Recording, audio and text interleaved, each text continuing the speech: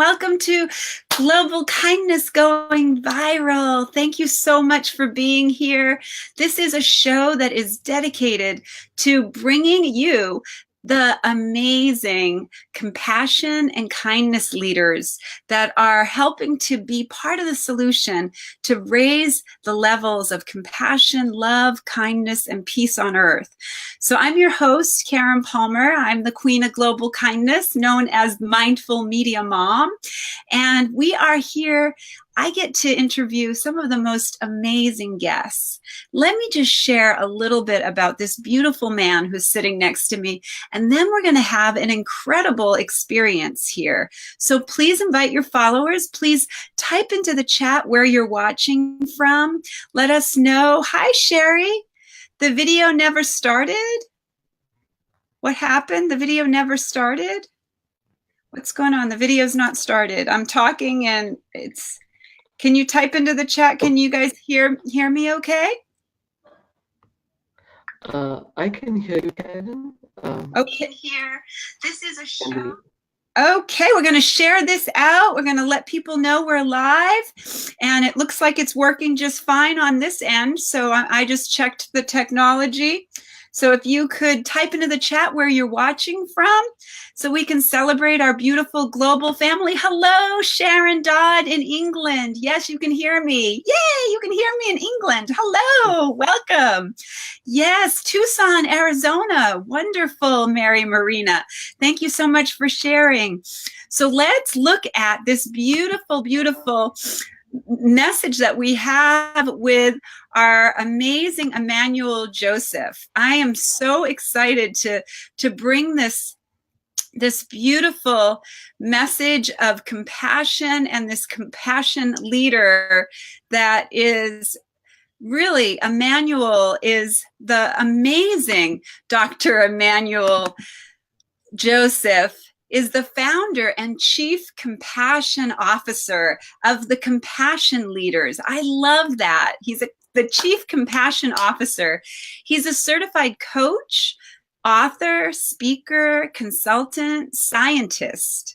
Immanuel has created the proprietary training frameworks for workplace compassion and productivity, including the 9 pillars of workplace compassion and traits. So thank you so much for being here with us, Immanuel. Thank you so, so much. Thank you, Karen. It's a pleasure being here. And I'm so excited to be on the show. And a shout out to you for all the amazing things that you do with your work, spirituality going wild, and global kindness going wild.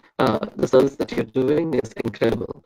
So the audio's messing up again, Immanuel. I don't know if you might be able to turn up your speaker a little bit. But welcome, Robert Doka. Thank you for being here. Yes, let's share this out, you guys. Okay.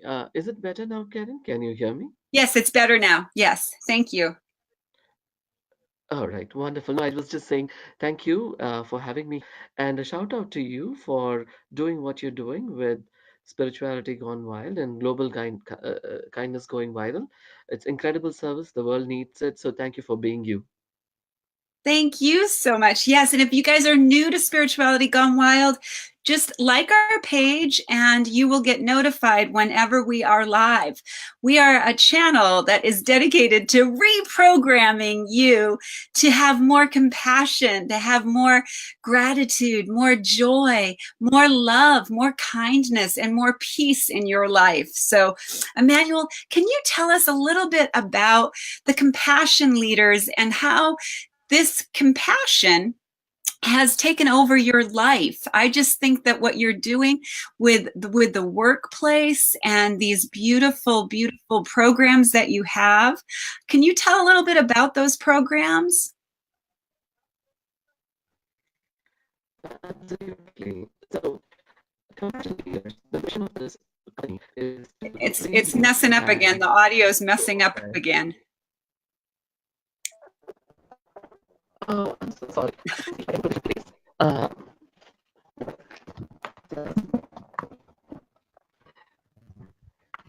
Give me 1 second, Karen. Let me try to move a different place. The background setting might not be as great, but hopefully the audio is better. Is that better now?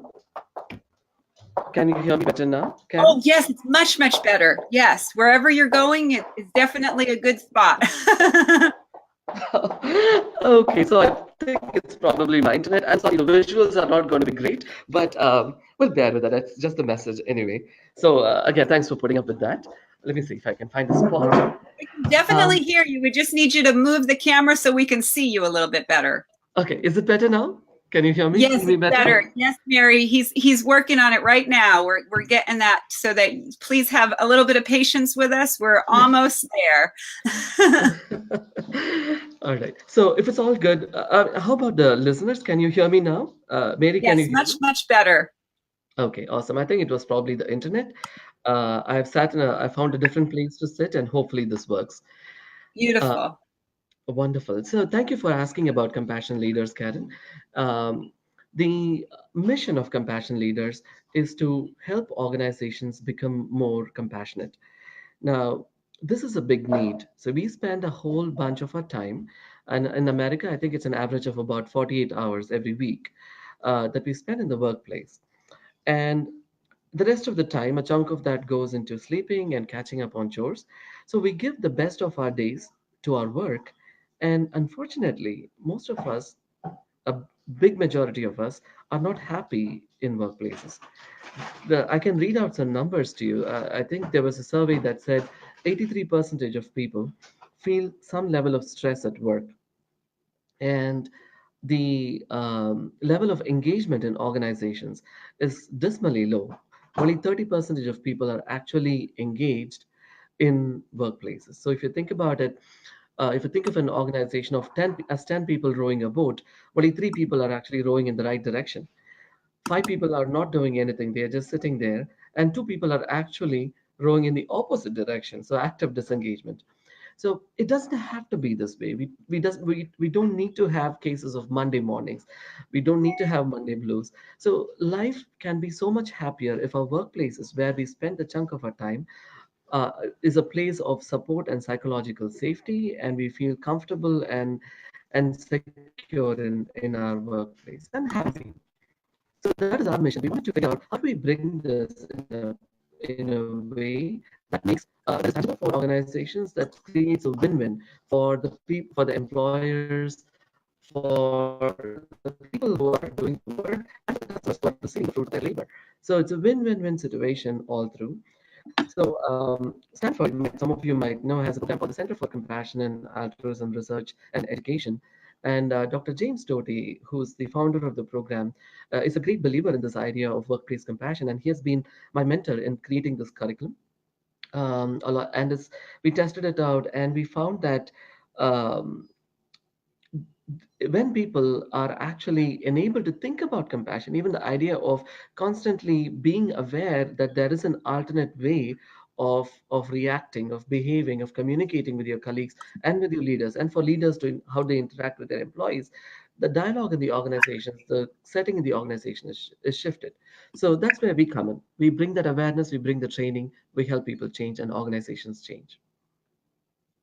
That's so wonderful. So, how do we start to bring compassion into the workplace?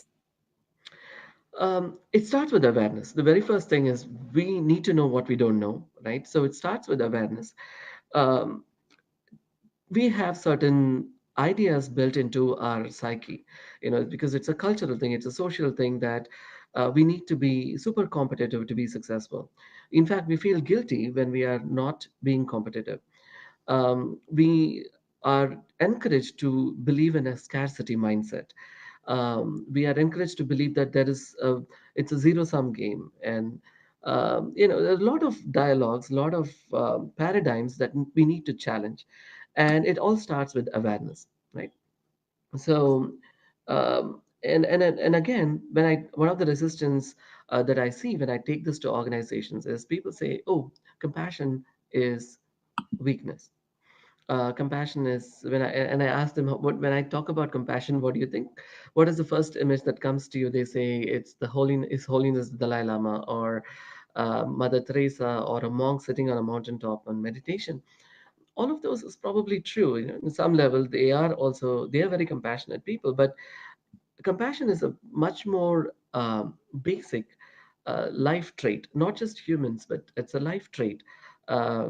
If you may or may not be aware of this, but Darwin never said survival of the fittest. He said survival of the compassionate, because it takes compassion for a species to survive. So when we take to an organization, you look at an organization as a closed ecosystem, and you think about where in this ecosystem can we actually start making changes. Start with awareness, let the leadership buy in, start a grassroots movement for buying into this, create a reward system for people who are compassionate, and and be very hearty about it, very honest about it, appreciate most of the culture, discourage cultures which actually go for cutthroat competition. That is where the change in compassion starts. The audio's going out again. Oh my. Karen, is there a way for me to call in? Maybe able to hear what I was sharing at this point or not? It was working really good just a few minutes ago, but for some reason the audio just started to stop working there for a minute. So let's give Immanuel a few minutes and find a spot so that he can get a spot that's going to be good for everyone to be able to hear. So I'm going to try without the headphones to see if this works any better. Is it okay? Does that feel better, you guys? Okay. Nope, now we have the echo. Okay. You know, let me try a different. Actually, I think it's okay now. It was okay there, I think. It was. I'm going to Yep, try. I can hear you. I can hear you okay now. Okay. Yeah, can you guys type into the chat if you can hear him okay? Hi, Lizette. Welcome. Hi, Lizette. Thanks for being here. Yes, this is my beautiful friend, Immanuel Joseph, and he is the founder of the Compassion Leaders and the Culture of Kindness. I want to talk to you a little bit more about that, to hear a little bit more about the culture of kindness. And how does that exactly play into the Compassion Leaders? Oh, absolutely. Can you hear me okay now as I talk? Perfect. Okay, so I'm actually also trying to set up a same account in a different computer just in case if this fails again.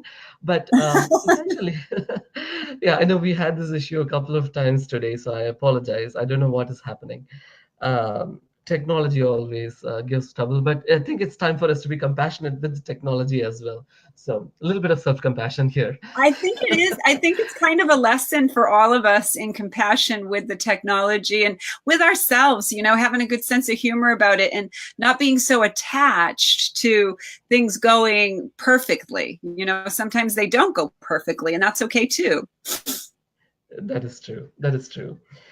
So you asked me about culture of kindness. So Compassion Leaders um, is the for-profit arm. So because we are working with organizations through Compassion Leaders, but I have a personal goal or a personal bias for working with educational institutions. So, culture of kindness is an arm of Compassion Leaders in that whatever service we are offering, whatever compassion training and technology we are providing for companies, we want to be able to provide it for schools and educational institutions at low to minimal cost.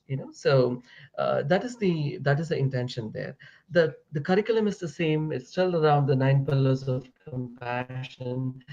It's still about the app that we have created, multi-platform business B2B app that we have created. So it is Oh no. I guess we really have to have a sense of humor because he just disappeared. Oh, you guys, I'm sorry about this. I don't know what's happening, but he just disappeared. So let's have some. We need to be patient. Let's see what's going to come back. Let's have a. Hello, Grace. Welcome, Grace. Thank you for being here. Let's see. He's back. Okay, I changed computers and hopefully it looks better now. Is it okay? It's so much better. Okay, I'm so sorry. I think it's my computer. I need to find a new computer. Sorry about that. It's really okay. It's funny. Are you guys having a good time enjoying this too? I'm just, it's, you got to have a sense of humor about life. There's lots of times when things don't go the way you think they're going to go. This is having compassion with yourself, right? Yes. Hi, Grace Carfa. Yes. Thank you, Grace. Where are you watching from? Type into the chat where you're watching from.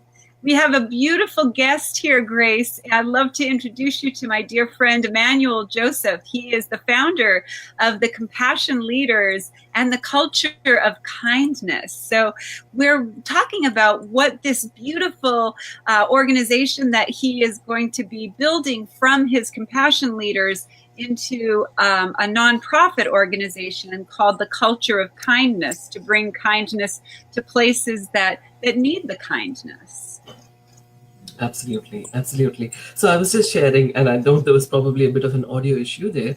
The idea of culture of kindness is to essentially give whatever we are offering through compassion leaders to organizations, which is training to build more compassionate workplaces and technology to support and create behavioral shifts towards compassionate behaviors in the workplace. So we want to offer the same services to schools and academia at a non-profit level, no to reduced cost, as you can go idea. The idea being that because my mother is a teacher and my grandparents were teachers, so there was we are a teacher's family essentially. So that kind of is a bias that I carry with me, and hopefully we are able to support that community. If you think about it, uh, teachers are expected to give a lot of compassion to students.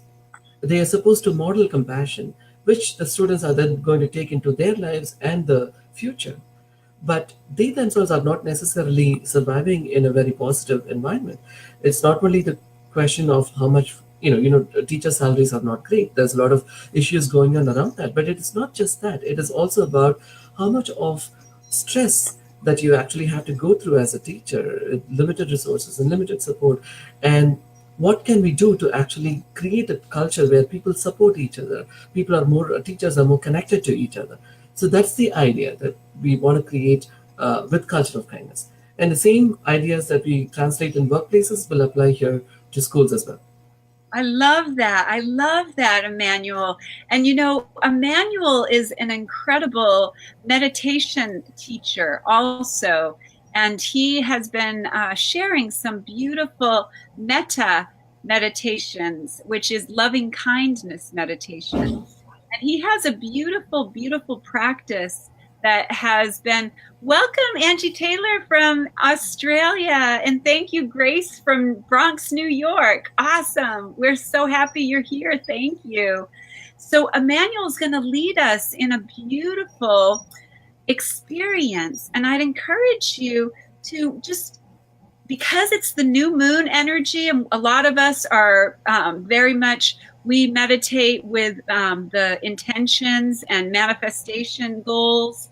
Let's have the manifestation goal of experiencing everyone on the planet feeling loved, feeling happiness, feeling free from anxiety and free from danger, and feeling that beautiful feeling of just knowing that they're safe. Can you imagine if every person on the planet felt safe? We wouldn't have the violence, we wouldn't have the poverty, we wouldn't have the situations that we have. So Immanuel has brought a beautiful practice. Can you share a little bit about this practice, Immanuel, and how did you come to find it? Certainly, Karen. So the practice of metta, or loving kindness meditation, is a Buddhist tradition, and I was introduced to it at the Stanford Compassion Cultivation Training Program, which I did for a while. Um, and it's a beautiful realization. It's a beautiful invitation to realize that we are all interconnected, that whether we are humans or in any other form, we are all interconnected, one beautiful living uh, mass. And again, it is an it is an invitation to to recognize that we as human beings are capable of unlimited compassion, unlimited ability to give, unlimited generosity. And not only that, to be able to share that generosity and compassion outside of us. So, in a typical meta practice, what happens is that we start with practicing compassion for oneself, with recognizing compassion for ourselves, and then slowly expand out that compassion to the people in our circles and people who are strangers and people who may even challenge us, and then to the world at large. So it is a sequential way of realizing that we are capable of extending much more than this little physical self that we are contained in. Beautiful. So let's all enjoy this together. You know, we when we do our meditations, Emmanuel, a lot of times we do entering into the unified field. So this is very similar. This is a very similar experience, that we feel the oneness and we feel that we are all connected to one another as a global family. And so, thank you so much for being here, Marcella and Angela Grant Witten. Thank you. Hello, Stacy. Welcome. You're just in time to experience a loving kindness meditation for our world. So please invite your followers. Please share this out and let people know that we are connecting here to do this beautiful global meditation for our entire world, for all the beautiful, beautiful corners of the universe. And we can touch that in this moment. Thank you, Karen. So I hope no one here is driving at this point. Um, and so because I would invite you, I'm going to invite you to close your eyes and focus. So wherever you are, I invite you to settle in comfortably, um, and physically and mentally. Um, just relax and you know give yourself the permission that these few moments, whatever that follows, are simply yours. This is the kindness that you're going to give for yourself to kind of understand and recognize the part of you that is capable of unlimited giving and generosity. So, whenever you are settled in, I invite you to start by closing your eyes and taking in a deep breath. Inhale and exhale. Inhale and exhale.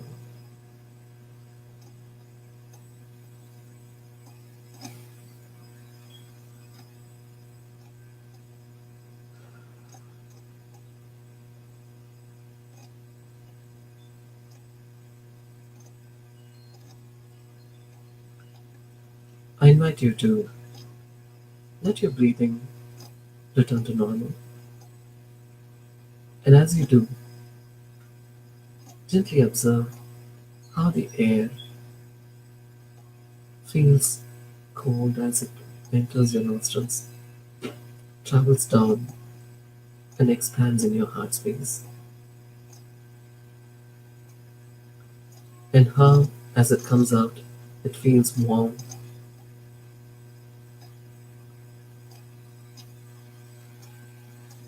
And as you feel the air expanding in your heart space, I invite you to visualize a ball of light in that space that is uniquely you.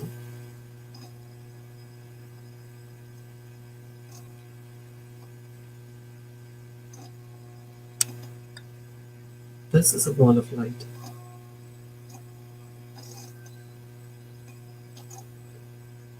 That holds your compassion, that holds your capacity for kindness to yourself and everyone.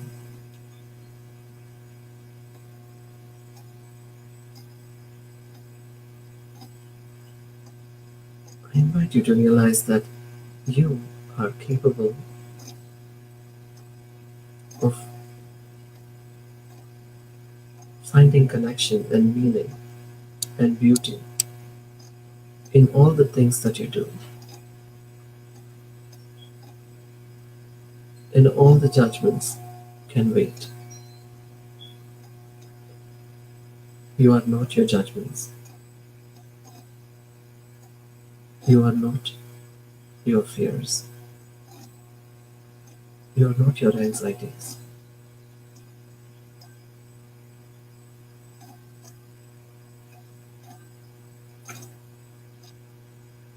You deserve kindness from yourself. You deserve love. You deserve happiness.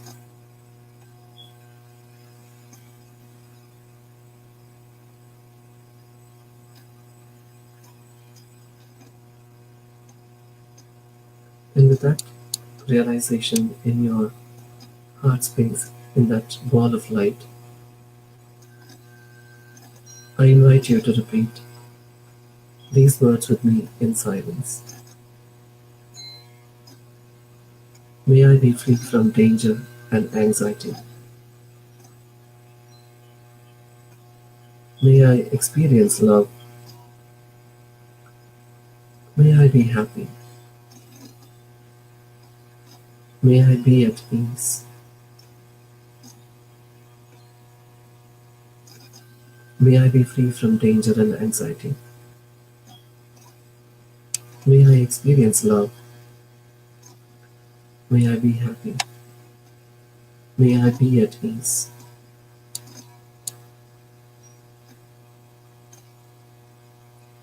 I invite you to think about somebody in your life that you deeply love, or who deeply loves you and cares for you. Imagine this person is sitting across the table from you, perhaps holding your hands,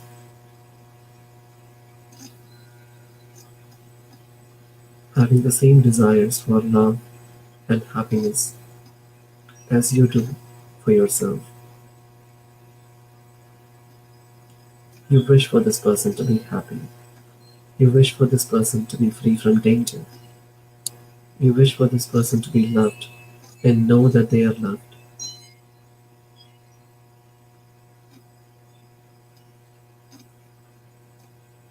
Imagine this light in your heart space expanding outside of you and enveloping them,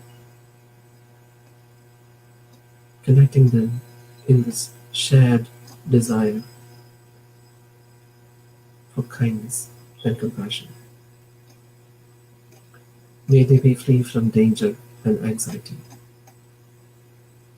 May they experience love. May they be happy. May they be at peace.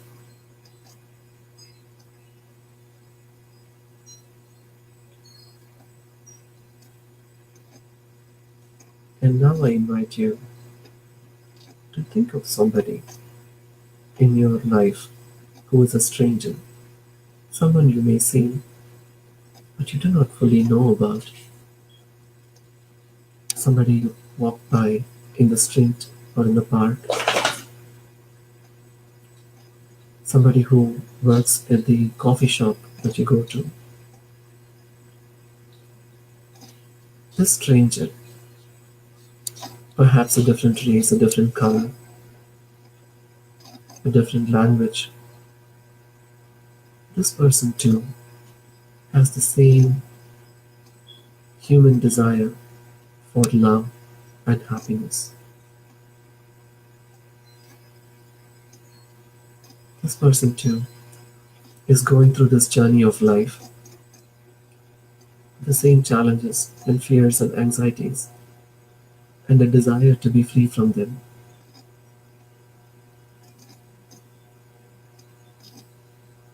I invite you,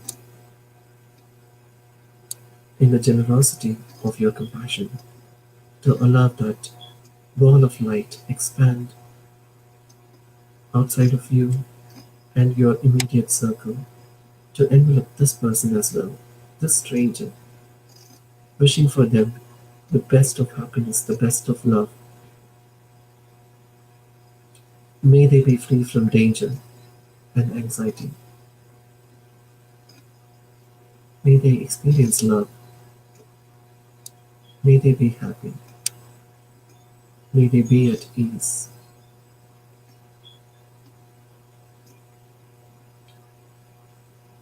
And now I invite you to think about somebody in your life who makes it difficult for you, a person who challenges you, who maybe even hurts you.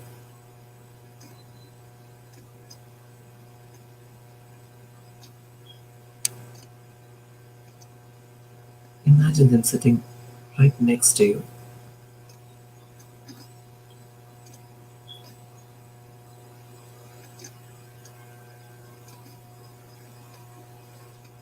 What is it that drives them to hurt you?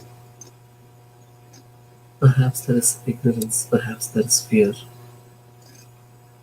perhaps there is uncertainty that you do not know about.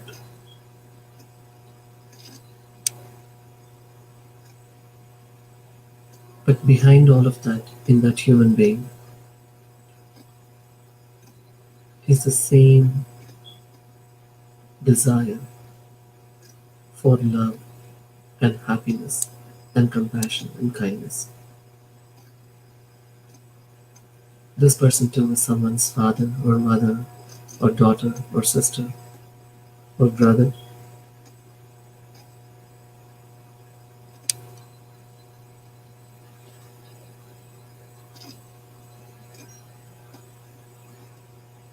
And as much as it is possible for you, I invite you to extend this light from your heart, this generous giving of compassion, to touch them. And I invite you to repeat these words in silence. May they be free from danger and anxiety.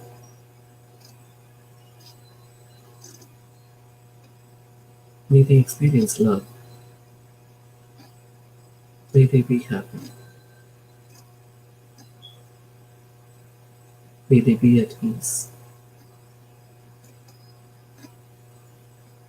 And finally, I invite you to consider this beautiful space, this planet that holds all life, including ours. What a wonderful gift that we have, and what a blessing to go through this journey.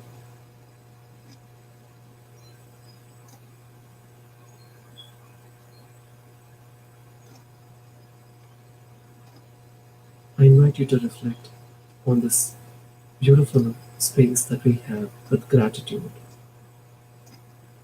with love, unconditional love without judgments, knowing that all living beings desire for love and happiness.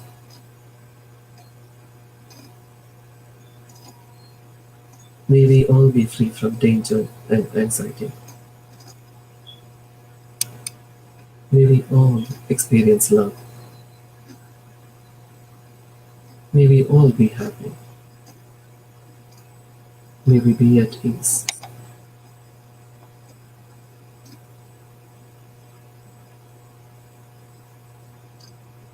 I invite you to return to this breathing, to bring your attention back to your breathing. Once again, notice the flow of air in and out. This beautiful miracle that makes us alive and conscious.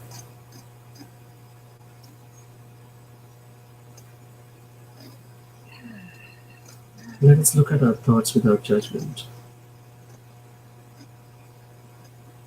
Imagine your thoughts as dry leaves floating on a stream. They come and they go. And so are your judgments. You are the observer.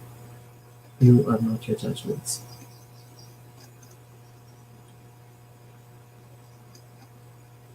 And that beautiful realization that you have this extraordinary capacity for love and compassion, and that you have the capacity to look at life without judgment and fear. Whenever you are ready, I invite you to welcome back to this reality.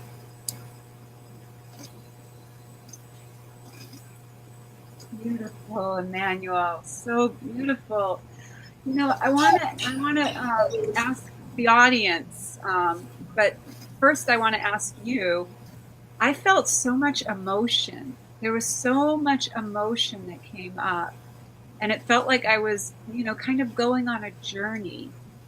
And I really felt like I was almost going in a different. I felt like I was kind of out of my body, experiencing it from a higher perspective, looking down, and I could see things from that observer's perspective.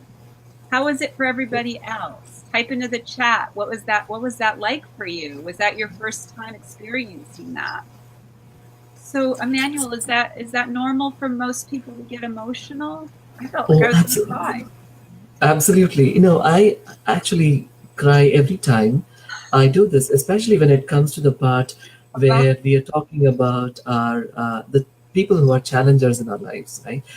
It is not easy the first time, especially when you have so much of emotion about this person happening in our lives. And it is not possible to immediately let go of things. But just bringing our awareness to the idea that it is possible for us to let go of the emotions of hate and anger and pain for that person. Just that awareness in that moment that our compassion is capable of reaching out and touching them is capable of creating an enormous flow of emotion in our hearts, right? Because that is where our challenge lies, and every single time we contemplate that, we are going against something deeper in our spirit. So it's very, very natural and very normal. Well, Angie Taylor says, that was truly beautiful. Thank you so very much. And Robert Dosa in Romania says, great experience. Thank you so much. What a Thank you, beautiful. Robert. Thank you, Angie. Yeah. Yes, beautiful. And Robert Dosa, thank you. Robert Dosa is an amazing healer also in Romania, and he has some beautiful affirmations that I will be sharing with you on my other shows. So Angie Taylor says, wonderful reminder that we are capable of so much compassion for all and that we always have a choice. Beautiful, Angie Taylor. And Grace Carfagna says, that was amazing. That was truly, what was that meditation called again? It is Metta, Metta. In Metta. fact, what Metta? In fact, one of the things I can do after the show is send you a link to it. A lot of teachers have put it out there. I created my little fast track version of Metta meditation, about 10 minutes, and I'll share this with you, Karen, so you can share it with That would whoever be is wonderful. interested. Share that on, yeah, we can share that. And we here call it loving kindness meditation. That's the translation that has been brought over here to the West. But we're so blessed to, yes, to be able to utilize these ancient wisdoms. Now, that is from thousands of years ago, isn't it? Absolutely, absolutely. Actually, just a note to I that love is, to hear it. I love talking with you, Emmanuel. Thank you so much for oh, being here. What a thank you, Karen. blessing. Thank you, Karen. I'm so happy that and thrilled that you created this space through all the wonderful things that you're doing. So thank you. But meta essentially means friendship. Um, and Friendship. love, friendship. But you're right, in the Western tradition, it's most commonly known as loving kindness meditation. So in Pali, this is from the Pali script, which is very ancient, and the word for love in Pali is pema. So pema is different from metta, which comes from mitta, which is. But again, irrespective of where it comes from, it is all about loving kindness. It's all about giving compassion. That's so beautiful, Emmanuel. I have a song that I wrote that it's called "We Are One Song," and it is Aham Prema, is I am love, and I translated the song from Sanskrit into English, and I teach that in the schools. So that's so beautiful. Could you give us a little? They're very interested and would love to hear more about the background of how metta became part of your daily practice. So certainly, so a little bit about my journey. I did my PhD in biochemistry at the Tulane School of Medicine, and then after that, again, my focus was on aging research and the biochemistry of aging. And then I went on to do cancer research as a postdoc, and then as a scientist, and then as a team leader in a biotech company. So my focus was on this. Knowledge. Thank you. So I was working on discovering new drugs for cancer. That was my role. And then at one point, our company, our research department, uh, folded, and I decided at that point I had either an option to get back into science, do my research, but or on the other hand, I could step out of it and create more direct human impacts. I knew that my science was actually making human impacts at some level, but I wasn't experiencing it because my role was behind the microscope. So at one point, I decided, okay, now is an opportunity for to make a shift. And so for the next 3 years, I decided to focus on taking care of seniors. I started an in-home care agency. I had 40 caregivers working with me, and most of my clients were in the people I was serving were in the end stages of life, people with advanced Alzheimer's. In fact, my oldest client was 102 years old, and yeah, and I did the cardinal mistake of caregiving, which is I became attached to the people that we were caring for. And I realized as time went by that I was not emotionally prepared to understand or deal with death and the loss that people were experiencing. So it was a very uh, interesting experience for me because I went through a process of depression, trying to understand what is this emotion that is draining me when I am working with people. And that's when I started to I learned about compassion. I went to Stanford, did an 8-week course on compassion cultivation training that opened my eyes. And at that point, I decided to create an app for kindness, a Facebook of kindness. That was the goal. So I started working on the app. I created the app, and at that point, I had a conversation with Dr. James Doty, the founder of CCare at Stanford. And interestingly, he's also an alumni of the Tulane School of Medicine. And he's an amazing human being. There is a book, his life story, Boy in the Magic Shop, which is amazing read. Um, so he is one of the best experts in the world on compassion, and he guided me on into thinking. He said, a Facebook of compassion is a great idea, but what is the way to actually sustain this? People will come, use it for a while, and then they will lose interest. But in an organizational setting, you are working in close quarters with people, and you become accountable to each other for all the things that you do. And so, and of course, there is a lot of stress, a lot of anxiety, a lot of pain in workplaces. So this could be a great space for you to come and actually start doing your work. And as I started doing more research, I realized that what I had gone through when I was taking care of seniors was actually not compassion fatigue as I thought it was. It was actually empathy distress. There is actually nothing called compassion fatigue. So compassion and empathy are completely different things. I can, if you're interested, I can even explain the difference between those two. But the idea there is what started off as a journey, as an app journey, I created the app and I converted it into a workplace app. But along the way, I realized that organizations are not yet ready for an app in Compassion. What they first need is an awareness of what is missing and what is possible for them in organizations when we can actually get the training done, when they have the toolkits that they can reach into at any given time, and thereby modify their conversations to act with more kindness and more connection and more sharing without fear. And so that's how it all came together. Um, So and what was the first organization that you worked with that brought the the compassion leader program to? So our organization, in terms of when we started offering it, is relatively young. Right? So I spent 3 years in creating the curriculum and the program because I'm a scientist. I kind of think, that sequential process that everything must be perfect before we actually get to get things to the table. So I've been doing that, but December last year we actually started launching it out, taking it to organizations. The first organization I worked with is a company in India, interestingly. The challenges they were going through were there was a certain level of distrust running within the organization. Even though it was a very small group of people, about 15 people or so, there was a certain level of distrust that had somehow built up over time.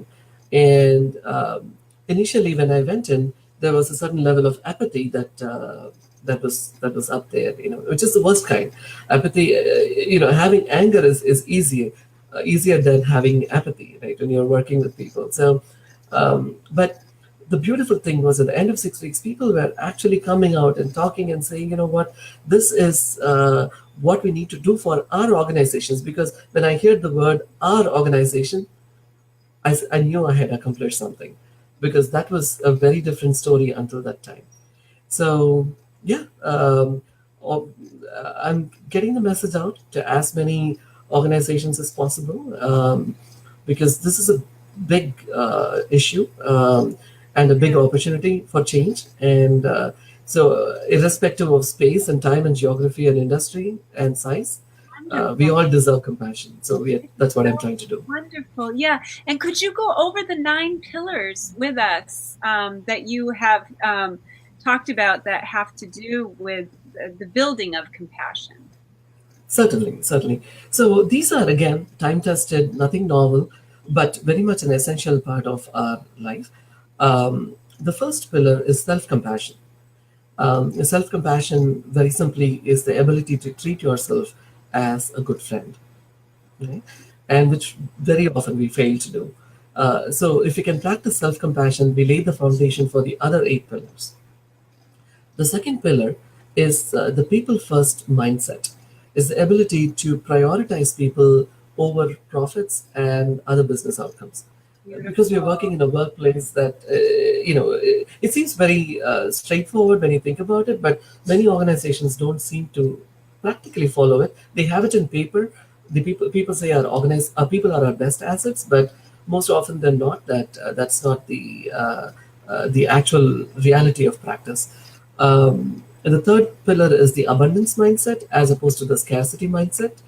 Um, the fourth pillar is embracing oneness, knowing that we are all built of the same, woven from the same thread and fabric. And the fifth pillar is thinking big picture, which is to know what your life mission is, what your life purpose is, your ikigai, and then being So now connected I'm to trying it. to type them in. Can you tell me 3 again? Oh, number three is abundance, abundance Abundance thinking, over scarcity, right? abundance over scarcity. Beautiful. I want to Yeah, just let people know what they are. absolutely. I can actually share there's a little booklet I created. I can, let me see, I can share this, if I can see this, share this here. But let me go through this while I'm talking. Yeah. The other pillar is gratitude. um, Again, enough said about gratitude, because we know that it is the foundation of happiness in most ways. And so bringing gratitude practically in workplaces, having people express little ways of gratitude, bring gratitude into everyday living, is the next goal. Mindfulness is the other pillar, That's huge. And what we try to do there is not active meditation, but passive meditation. As you know, active meditation is when you actually sit down and you meditate and you spend some time reflecting. And there are so many different forms of active meditation, body scan and beta and a whole bunch of others. But passive meditation is when you actually choose to be mindful in all the things that you do. Very simply said, if I brush my teeth, I brush my teeth, and my heart is into brushing my teeth and nothing else. Right? So I'm completely connected with that. And then finally, the fearless vulnerability is the other one. Being vulnerable. Vulnerability comes from a place of extreme courage, not fear, not weakness. Being vulnerable is being courageous, and to be courageous and know who you have to be vulnerable to. That is what we teach with the fearless vulnerability part. And finally, the platinum rule, as opposed to the golden rule. The golden rule is do unto others as you would like to have them do unto you. And the platinum rule is treat others as they want to be treated. So those are the 9 pillars. Again, once again, it's self-compassion, people-first mindset, abundance thinking, mindfulness, embracing oneness, fearless vulnerability, thinking big picture, gratitude, and following the platinum rule. Perfect. Those are wonderful pillars. I'm going to give people a chance to ask you some questions. Everybody's just loving this. Perfect validations for what our soul feels and knows. Thank you so much, Immanuel, very much for all that you are doing in the world and for coming here. So much gratitude for you. Thank you so much. Thank you, Karen. Thank you, everybody. Thank you, Angie. These are the comments that are coming in for you, sweetheart, Immanuel. So I'm going to go through some of these, what people have said. So Meta was a new experience for me, and I absolutely love it. Thank you so much for introducing this to me. I've never felt so calm. Wonderful. Great experience. Awesome. Wonderful reminder. Yes, type into the chat. How was this experience for you today? Oneness. I feel oneness. I feel complete. I feel like I am complete. Being kind and vulnerable is the most courageous. Yes. In this meditation, so much came up for me. Actually, being kind is strength, is what she was absolutely feeling. Yes. Absolutely.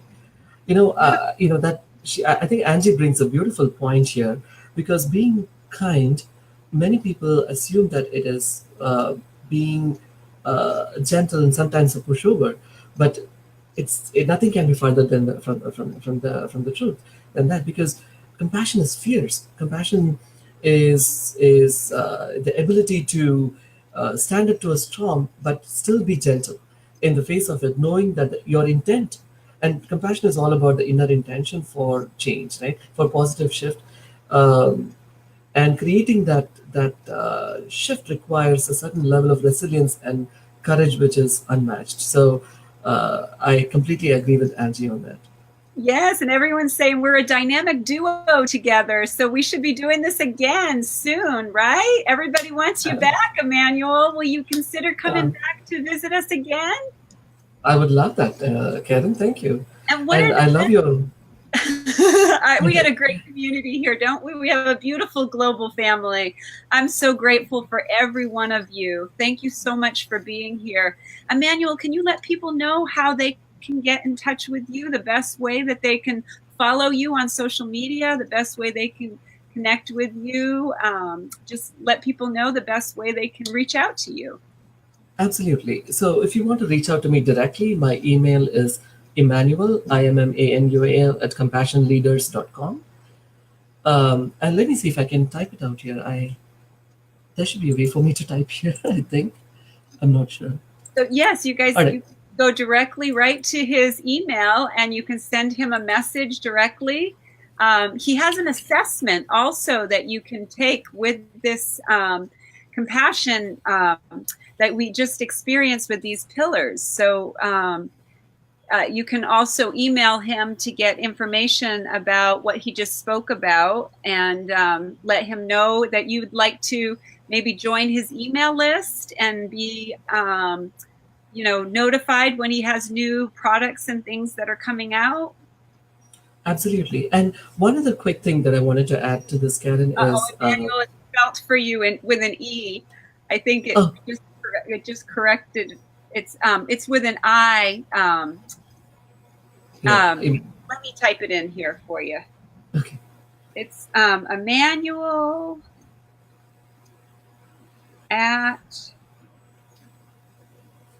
compassionleaders.com, right? Yeah. And I will make sure that we have that correct on Spirituality Gone Wild. I will put that right up on the page, you guys. And his website is compassionleaders.com. Absolutely. So and thank you can Ken. Follow Compassion Leaders on Facebook. They have a Facebook page, so you can like Compassion Leaders. And what about on Twitter? Are you on Twitter also? I am. It's at Compassion Leads.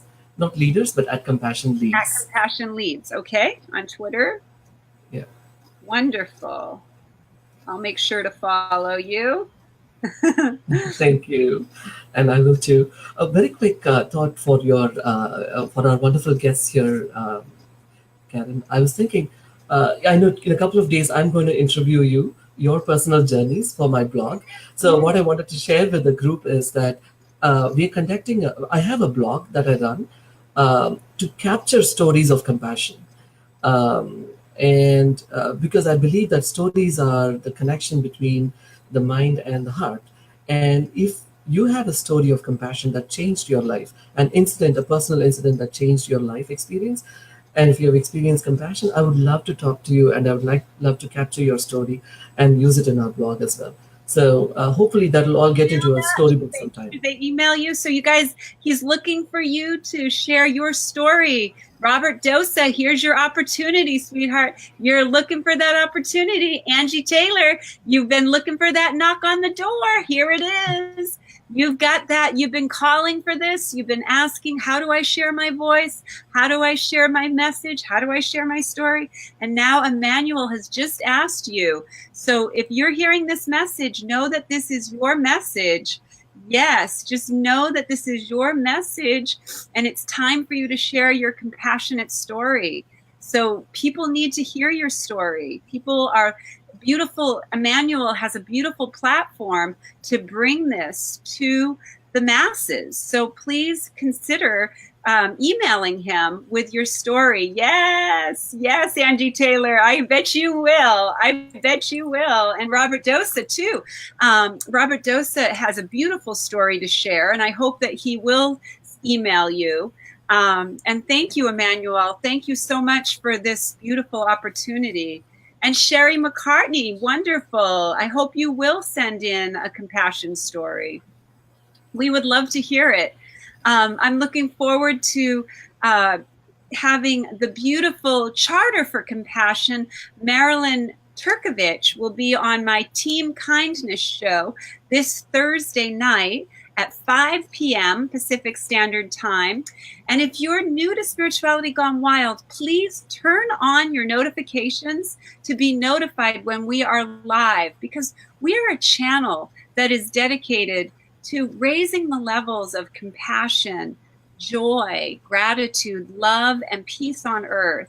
And that's all that we broadcast. And so we would love for you to join our global family and to be a part of our Spirituality Gone Wild.